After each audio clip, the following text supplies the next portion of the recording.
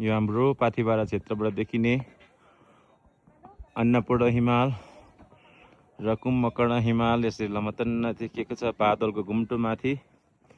यसरी यहाँ अब हामी पाथिबारा माताको दर्शन गर्न यहाँ सनराइज भएको देखिरहेको छौँ।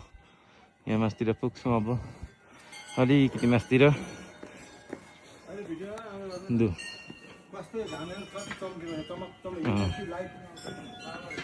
यहाँको घामबाट भिटामिन डी हामीले प्रशस्त पाउँछौँ किनकि हामी सूर्यको नजिकै जस्तो हो। हामी 3500 मिटरभन्दा माथिको उचाइमा छौँ अहिले।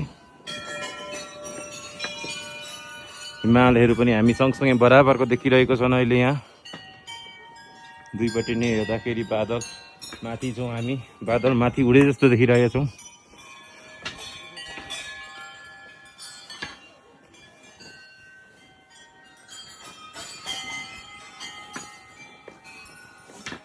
लो पाथिबारा माता की जय होस्।